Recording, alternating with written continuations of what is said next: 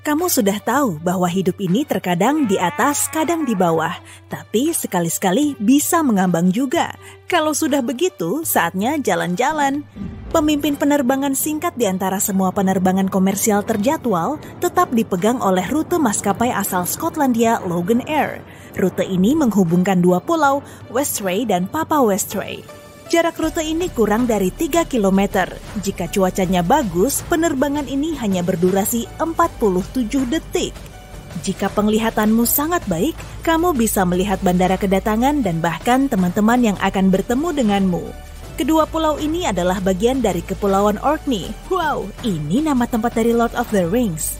Di sini terdapat lebih dari 70 pulau dan tidak ada jembatan di antaranya. Jadi, warga Ork di sini bepergian naik perahu, feri, atau seperti yang kita tahu, naik pesawat terbang. Pesawat ini dirancang untuk 8 penumpang dan teman di bangku sebelahmu tidak akan punya waktu untuk memperkenalkan diri dengan lengkap. Kamu hanya bisa mengangguk. Ketinggian penerbangannya tidak melebihi 300 kaki atau 100 meter. Jadi, dengan duduk di dekat jendela, kamu bisa menikmati pemandangan Skotlandia yang menakjubkan. Tapi cuma sebentar. Terbang dari satu negara ke negara lain tidak melulu butuh packing lama dan berjam-jam duduk di bandara. Penerbangan internasional terpendek dimiliki Austrian Airlines. Penerbangan ini menghubungkan St. Gallen di Swiss dan Friedrichshafen di Jerman. Jarak di antara keduanya hanya 20 km. Perjalanan naik mobil dengan kecepatan maksimum yang diizinkan, yaitu 90 km per jam, hanya membutuhkan waktu 12 menit. Tapi rutenya tidak mudah. Ada orang iseng yang menaruh gunung serta danau di antara kedua kota ini. Jadi, perjalanannya akan memakan waktu setidaknya 1 jam. Di Eropa, penerbangan antara Wina di Austria dan Bratislava di Slovakia adalah yang terpendek di antara dua ibu kota. Jaraknya sekitar 52 km dan waktu tempuhnya tidak lebih dari 10 menit setelah lepas landas. Maskapai Austria Flying Niki meluncurkan rute ini pada 2015. Mereka berencana mengoperasikan 6 penerbangan dalam seminggu. Tapi ide ini tidak diterima dengan baik oleh para penumpang. Koneksi transportasi darat di wilayah ini sudah sangat berkembang. Kamu hanya perlu duduk di dalam mobil, kereta, atau bus di Bratislava dan dalam kurang dari 1 jam, kamu sudah bisa menonton opera Wina atau menyantap strudel terlezat di dunia. Aku jadi lapar. Penerbangan terpendek di Amerika Utara dioperasikan oleh maskapai Greater Toronto dari Kanada. Penerbangan ini menghubungkan 2 kota di Ontario, Toronto dan Niagara Falls. Jangan lupa bawa tongmu sendiri. Ya, mana tahu kamu mau menceburkan diri ke air terjunnya. Kembali ke topik. Jarak keduanya adalah 56 km dan waktu tempuhnya 12 menit. Ya, tentu kamu bisa naik mobil juga, tapi jaraknya akan berlipat ganda dan waktu tempuhnya paling cepat akan menjadi 1,5 jam atau bahkan lebih lama jika macet. Penerbangan terpendek dimiliki oleh Kepulauan Cayman yang merupakan wilayah luar negeri Britania Raya di Laut Karibia. Jutaan turis dari seluruh dunia bersantai di pantai putih di sini dan menikmati alam eksotis kepulauan ini. Jika kamu salah memesan tiket dan malah sampai ke Pulau Little Cayman, padahal hotelmu ada di Pulau Cayman Brac, tenang, cukup beli tiket pesawat dan dalam 10 menit pesawatmu akan mendarat di tempat yang tepat. Jarak di antara keduanya hanya 20 km. Penerbangan antar benua terpendek dioperasikan oleh Royal Air Maroc. Penerbangan ini menghubungkan Tangier di Maroko dan Gibraltar, wilayah luar negeri Britania Raya. Jaraknya 68 km. Penerbangan ini sebenarnya menghubungkan Afrika dan semenanjung Iberia di Eropa. Di sini, di perbatasan dengan Spanyol, ada secuil Britania Raya yang dihiasi bilik telepon merah, taksi, dan makanan khas tradisionalnya. Dan Batu Gibraltar juga merupakan rumah bagi sekumpulan kera. Mungkin juga orang Britania Raya yang menghibur para turis. Ini adalah satu-satunya tempat di dunia yang landasan terbangnya melintasi jalan raya. Saat pesawat lepas landas dan mendarat, jalanan ini diblokir dan mobil harus membiarkannya lewat. Jangan berpikir untuk menerobosnya seperti menerobos palang kereta ya. Salah satu lapangan terbang paling berisiko dengan landasan pendek adalah bandara di Nepal. Jika tiba-tiba kamu memutuskan untuk menaklukkan Everest suatu hari nanti, kamu akan memulai rangkaian petualangan ekstremmu bahkan saat pesawatmu mendarat di Bandara Lukla, Nepal. Landasan pacu di sini memiliki kemiringan 12% yang memungkinkan pesawat lepas landas atau mendarat di area terbatas. Selain itu, panjang landasannya hanya 520 meter dan lebarnya cuma 20 meter.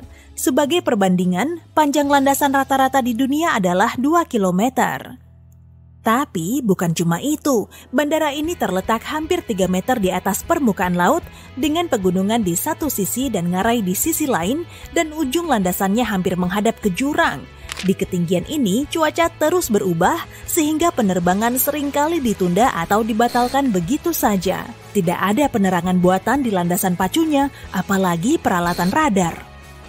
Pilot melakukan semua manuvernya secara manual. Pesawat harus mendarat pada percobaan pertama karena tidak ada ruang untuk memutar dan mencoba lagi.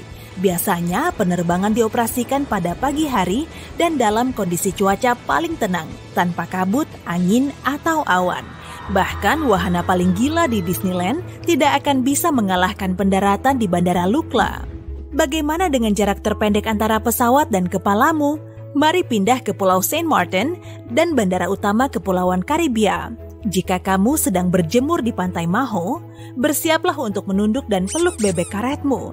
Pesawat besar akan terbang di atas kepalamu dengan jarak hanya 15 meter.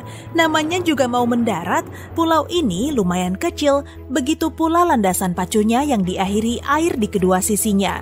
Para pilot harus terbang serendah mungkin agar roda pendaratan pesawat menyentuh landasan lebih cepat. Penumpang penerbangan ini pasti mengingat pendaratannya untuk waktu yang lama. Sementara itu, para penonton di pantai bisa mengambil foto super keren. Dan bagi para pilot, penerbangan ini bagaikan peningkatan kualifikasi. Salah satu bandara punya daftar pilot terpendek yang diizinkan untuk mendarat di sana. Ini adalah satu-satunya bandara internasional di Paro, Kerajaan Bhutan. Bandara ini benar-benar dikelilingi oleh puncak-puncak Himalaya. Beberapa di antaranya mencapai ketinggian 18.000 kaki. Untuk mendarat, pesawat melewati ngarai sempit, lalu mulai bermanuver di antara pegunungan sedekat mungkin. Dan setelah lepas landas, pilot harus menerbangkan pesawatnya secara spiral agar tentu saja tidak menabrak pegunungan. Bandaranya juga tinggi, jadi cuaca di sini tidak stabil.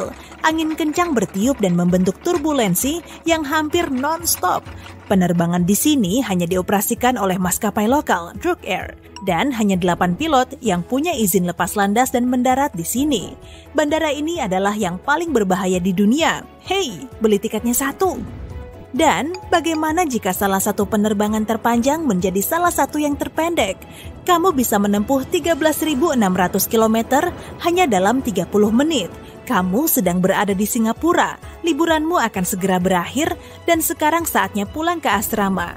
Kamu tiba di Bandara Changi, melewati pemeriksaan paspor, melakukan check-in bagasi, dan naik pesawat. Sekarang pukul 8 pagi pada tanggal 5 November, penerbangannya berjalan lancar. Kamu mendarat di San Francisco, melihat arlojimu, dan jamnya menunjukkan 8:30 pada tanggal 5 November. Apakah ini cerita fiksi? Tidak sama sekali. Berkat perbedaan 15 jam antara Singapura dan San Francisco, hal mustahil ini menjadi mungkin. Untuk penerbangan terpanjang hingga saat ini, rekor di antara penerbangan reguler adalah dari Singapura ke New York dengan jarak sekitar 15.300 km. Perkiraan waktu tempuhnya 17 jam 50 menit. Bayangkan saja, selama penerbangan itu, kamu bisa menonton ke-7 film saga Harry Potter. Jika ditambahkan perjalananmu ke asrama dari Bandara New York, kamu bisa menyelesaikan film ke-8 juga. Namun, pada 14 Maret 2020, rekor ini dipecahkan oleh maskapai penerbangan Prancis Air Tahiti Nui. Jarak penerbangannya sekitar 15.800 km. Awalnya, penerbangan itu seharusnya berangkat dari Papeete di Tahiti dan tiba di Paris. Dalam rute ini, biasanya pesawat singgah di Bandara Los Angeles. Tempat pesawat diperiksa dan diisi bahan bakarnya, sementara penumpang melewati semua pemeriksaan bea cukai. Tapi pada tahun 2020, Amerika Serikat membatasi penerbangan dan pemberhentian ini menjadi mustahil. Pesawat menghabiskan 16,5 jam di udara. Untuk perjalanan seperti itu, perlu dilakukan pengurangan jumlah penumpang dan barang bawaan guna meminimalkan berat total pesawat. Biasanya, 2 pilot bertanggung jawab atas penerbangan, tapi dalam kasus ini dibutuhkan 4 pilot. Pesawat pahlawan ini adalah Boeing 7879 Dreamliner bermesin ganda. Menurut para pilot, angin ekor banyak membantu. Penerbangan ini merupakan pengecualian. Maskapai penerbangan tidak berencana untuk melakukan eksperimen berisiko seperti itu lagi. Aku harap mereka akan melakukannya lagi, supaya aku bisa mengatakan Papiti di Tahiti lagi, atau Tapihi di Pahiti, ya begitulah.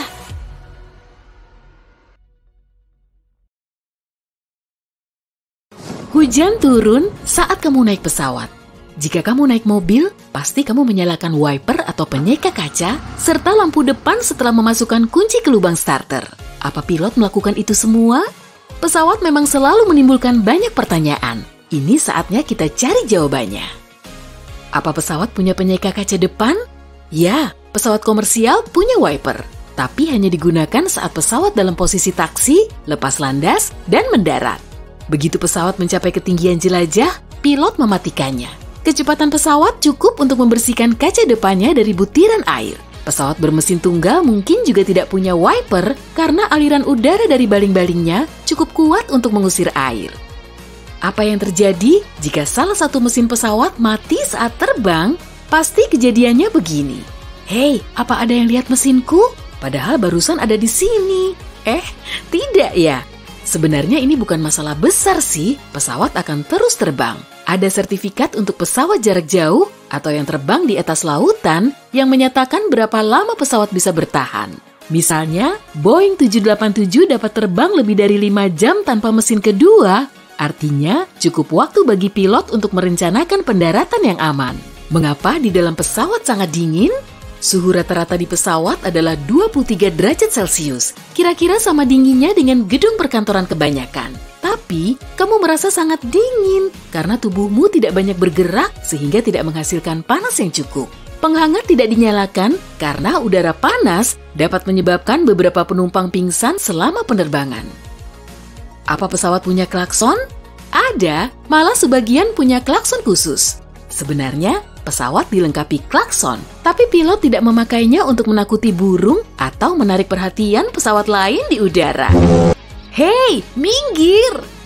Kamu bisa mendengarnya hanya saat pesawat tidak bergerak di darat, seperti saat teknisi memeriksa sesuatu di kokpit dan ingin mendapat perhatian anggota kru darat. Mengapa pesawat meninggalkan jejak putih di langit? Ini terjadi saat mesin membakar bahan bakar. Proses ini membuang air dan karbon dioksida yang tercampur dengan atmosfer. Karena udaranya dingin pada ketinggian tertentu dan proses ini mengeluarkan panas, air berkondensasi, kemudian membeku, membentuk ekor putih tersebut. Apa pesawat punya rem? Ya, ada beberapa rem cakram yang terbuat dari bahan baja karbon mirip yang ada di mobilmu. Tapi rem ini saja tidak cukup kuat untuk menghentikan pesawat saat mendarat. Sistem rem pesawat juga mencakup permukaan yang keluar dari sayap dan mengacaukan aliran udara. Apa pintu pesawat bisa dibuka saat terbang? Ini tak mungkin terjadi karena tekanan kabin. Jika seseorang mencoba melakukannya, mereka harus sanggup melawan tekanan seberat 11.000 kg sama beratnya dengan jangkar kapal laut. Plus, ada kunci mur jauh di dalam struktur pesawat yang menahan pintu tetap berada di tempatnya. Apa yang terjadi jika pesawat tersambar petir? Menurut statistik, ini terjadi setidaknya setahun sekali pada pesawat komersial. Tapi bagian logam pada pesawat dan sistem perlindungan terhadap petirnya mencegah penumpukan listrik. Jadi, pada kebanyakan kasus, ini hanya meninggalkan bekas hangus pada permukaannya. Mengapa kursi dan jendela tidak selalu sejajar? Pertanyaan bagus. Semua pesawat komersil didesain dengan kursi dan jendela yang sejajar. Namun, saat maskapai membeli pesawat jet, terkadang mereka memilih untuk memberi kursi tambahan. Lebih banyak kursi, artinya lebih banyak tiket yang terjual. Dan lebih sedikit pemandangan dan ruang kaki. Begitulah. Mengapa pramugari menyentuh kompartemen di atas kepala? Kamu pasti mengira kalau mereka memastikan kompartemen tertutup rapat. Tapi sayangnya bukan. Mereka menggunakan pegangan tangan yang tersembunyi di dasar kompartemen agar bisa berjalan lebih stabil di sepanjang lorong. Apa fungsi tanda spiral warna putih yang ada di mesin? Karena kru darat mengenakan pelindung telinga, mereka tidak bisa mengandalkan telinga mereka untuk memutuskan kapan saat yang aman untuk mendekati pesawat. Jadi, saat melihat spiral berputar di mesin jet, mereka harus menjauh dari area tersebut. Mengapa ada lubang di jendela pesawat? Jendela pesawat sebenarnya terdiri dari 3 lapis plexiglass dengan lubang kecil di lapisan tengahnya. Ini membantu mengatur perbedaan tekanan yang besar di dalam dan di luar kabin, jadi panel di luar dapat menahan beban ini. Jika panel luar pecah, yang di tengah, meskipun ada lubangnya, akan bisa menahan jendela tetap utuh. Lubang itu juga menjaga jendela agar tidak berembun. Mengapa ada pengait di sayap? Jika pesawat harus mendarat darurat di air, penumpang harus keluar lewat pintu darurat dan melangkah di atas sayap yang licin. Itulah sebabnya anggota kru mengaitkan salah satu ujung tali ke kusen pintu dan ujung lainnya ke pengait di sayap. Tali lainnya dikaitkan ke lubang kedua, mengarahkan penumpang dengan aman sepanjang sayap menuju perahu karet. Mengapa sayap memiliki warna lampu yang berbeda untuk menyambut Natal? Bukan kok. Lampu warna merah di ujung sayap kiri, hijau di kanan, dan putih di ekornya berfungsi sebagai lampu navigasi. Lampu ini memungkinkan pilot lain mengetahui posisi dan arah pesawat ini bergerak, mendekat atau menjauh. Apa pesawat punya kunci starter? Alasan keberadaan kunci starter biasanya untuk keamanan. Jadi, kebanyakan pesawat komersil tidak memerlukannya. Pesawat disimpan dalam hanggar yang terkunci dan diawasi 24 jam penuh. Untuk menyalakan mesinnya, pilot hanya perlu menekan tombol dan menyalakan saklarnya. Tapi pesawat pribadi yang lebih kecil seperti Cessna punya kunci starter untuk menyalakan mesin, bahkan kunci di pintunya. Mengapa ada segitiga di atas jendela? Stiker berwarna hitam atau terkadang merah ini berfungsi untuk memberitahu kru jendela mana yang digunakan untuk melihat keluar saat mengecek bagian sayap yang bergerak. Jika kamu mabuk udara, cobalah memilih kursi di antara segitiga ini agar lebih nyaman. Bagaimana kamu bisa mendapat ruang lebih di pesawat? Kalau kamu beruntung mendapatkan kursi lorong, ada tombol ajaib di dekat engsel sandaran tangan dekat lorong. Tekan, dan sandarannya akan bergerak ke belakang kursimu. Mengapa kebanyakan pesawat berwarna putih? Warna ini memantulkan sinar matahari lebih baik dibandingkan warna lainnya. Jadi, membantu pesawat tetap sejuk.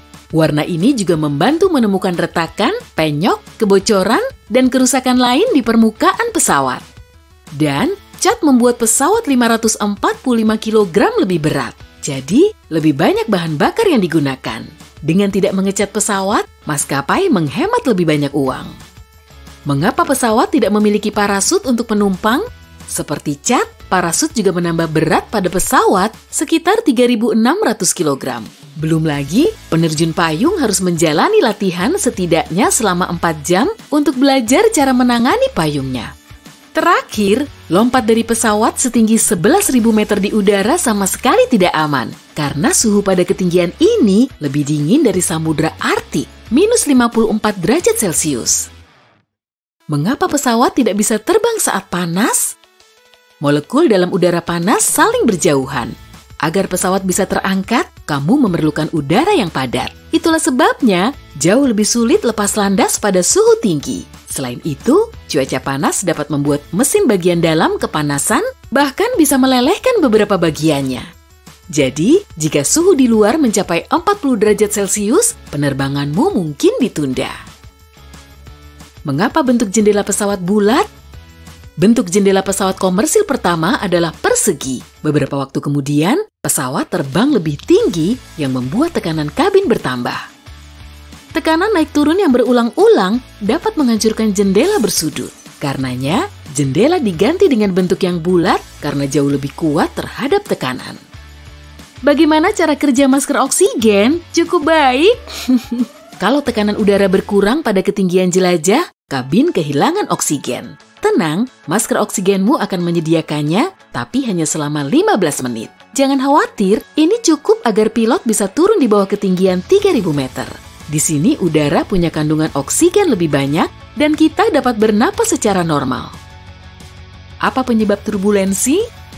Perjalananmu tidak mulus karena 3 hal: badai, pegunungan, dan aliran jet. Seperti lautan, udara menciptakan gelombang saat bertemu dengan gunung. Dan terkadang arahnya memang harus ke atas dengan aliran yang kuat sehingga memengaruhi pesawat.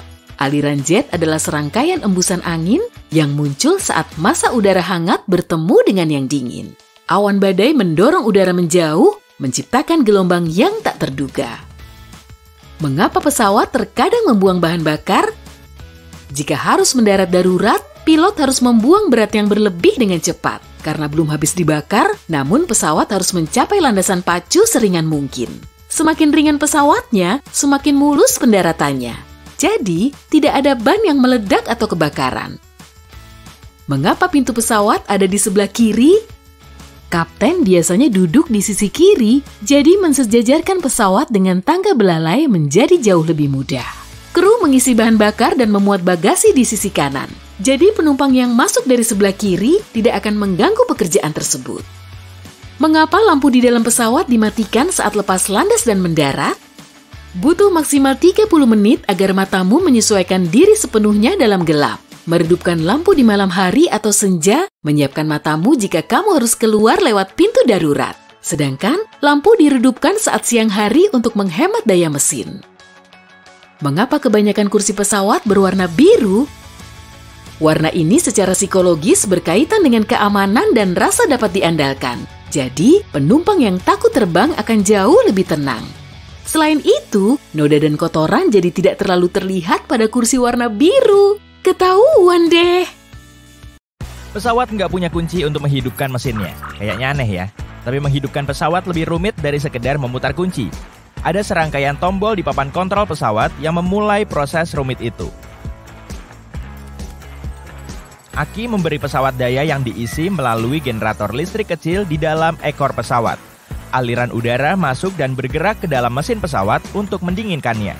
Lalu, daya cadangan menghangatkan turbin dengan memutarnya perlahan sampai kecepatan putarannya tepat. Setelah itu, mesin bisa dinyalakan satu persatu. Dengan 4 mesin pada pesawat komersial, proses ini memakan waktu sampai 90 menit. Pintu pesawat juga nggak punya kunci, tapi pesawat akan selalu diawasi petugas keamanan kalau lagi diparkir. Tapi meskipun ada yang berhasil menyusup, dia nggak akan mudah kabur. Saat kamu masuk pesawat, kapten mengawasi proses naiknya penumpang. Mereka bukan cuma bertugas menerbangkan pesawat, tapi juga mengawasi kabin penumpang. Kalau mau jadi pilot komersial, kamu harus punya distance vision atau jarak lihat setidaknya 20/20. Tapi tergantung maskapainya sih, kadang nggak apa-apa kok kalau penglihatan sempurnamu dibantu kacamata. Waktunya nyari kursi di pesawat. Kamu telah check-in dan udah punya pengalaman buruk saat nggak naik pesawat kayak gitu. Soalnya maskapai sengaja menjual tiket melebihi kapasitas kalau ada penumpang yang nggak datang atau batal. Jadi, kamu nggak bisa milih kursi sekarang. Kamu melewati kursi depan dengan iri. Kursi ini selalu paling cepat terisi karena semua orang ingin keluar pesawat secepatnya setelah mendarat. Tapi kalau kamu lebih milih keselamatan daripada keluar cepat, pilih kursi belakang. Kursi belakang diperkirakan 40% lebih aman. Tapi kamu lebih suka perjalanan darat daripada udara? Kemungkinan terjadi hal buruk pada penerbangan pesawat adalah 1/11 juta. Kalau kecelakaan mobil bisa 1/5000.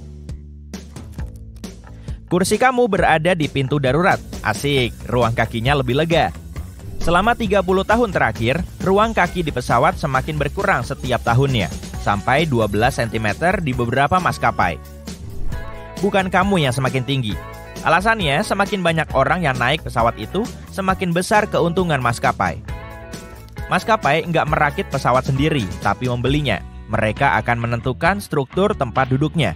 Makanya kursinya nggak sejajar dengan jendela. Tapi nggak masalah, kamu dapat kursi terbaik. Meskipun emang agak deg-degan sih duduk di samping pintu darurat. Gimana kalau kamu nggak sengaja membukanya saat tertidur? Santai, sebenarnya pintu ini nggak bisa dibuka saat pesawat mengudara. Tekanan udara di dalam mendorong setiap inci kabin.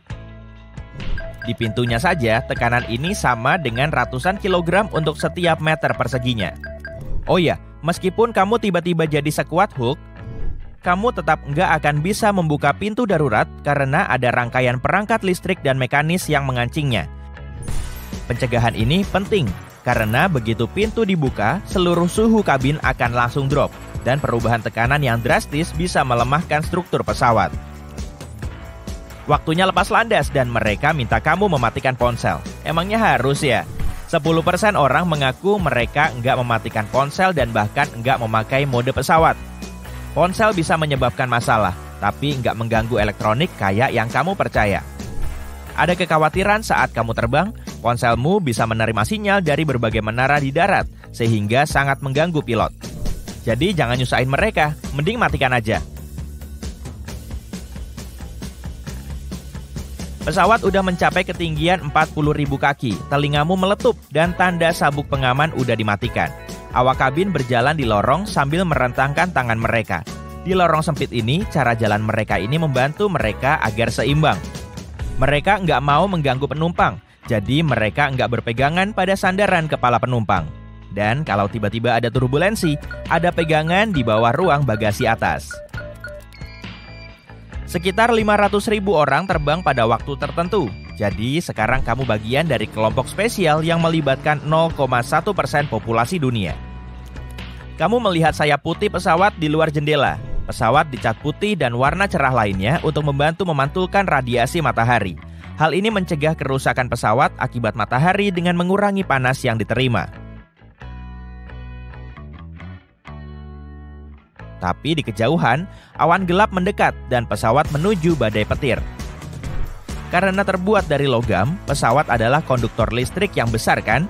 Untungnya pesawat dilapisi aluminium yang menghantarkan listrik dengan sangat baik. Bagian dalam kabin benar-benar aman dari petir dan melindungi sistem kelistrikannya. Sehingga kita yang pada dasarnya adalah mamalia berbasis karbon ini nggak akan terluka. Pesawat dirakit sempurna untuk badai listrik sampai-sampai jadi salah satu tempat teraman. Nggak pernah ada insiden besar karena badai sejak tahun 1960-an. Kamu haus? Aduh, andai aja tadi kamu bawa air sendiri. Saat pesawat mendarat di suatu lokasi, mereka mengisi cadangan air mereka. Kualitas air di pesawat bergantung pada tempat mereka mengambil air itu. Kualitas air bandara dipengaruhi berbagai hal. Lemari tempat penyimpanan air, truk, troli, dan selang yang standarnya beragam. Pada tahun 2019, hasil penelitian air pesawat mengungkapkan kebanyakan pesawat nggak menyediakan air bersih. Jadi sebaiknya minum air dari botol yang masih disegel dan bahkan hindari minum teh. Tapi makanannya nggak apa-apa kok. Saat kembali duduk, kamu sadar kabin pesawat tuh dingin banget. Suhunya emang sengaja diatur sekitar 22 derajat Celcius. Manusia rentan pingsan kalau kekurangan oksigen, dan saat udara hangat bercampur dengan tekanan kabin yang tinggi, kemungkinan untuk pingsan lebih tinggi. Jadi, udara dingin membantu orang yang membutuhkannya, dan kamu mendapat selimut agar lebih nyaman. Setelah memakai selimut, kamu sadar udara di pesawat kering. Jadi, bikin bibir dan mata kamu kering juga. Tapi tenang, udaranya aman dan bersih banget kok. 40% udara di pesawat didaur ulang dan melalui sistem pembersihan untuk menghilangkan debu dan bakteri di udara. 60%-nya berasal dari luar. Tingkat kelembapan di udara jadi rendah banget, makanya kamu nggak nyaman. Di luar udah gelap, waktu pesawat bersiap mendarat dan lampunya diredupkan.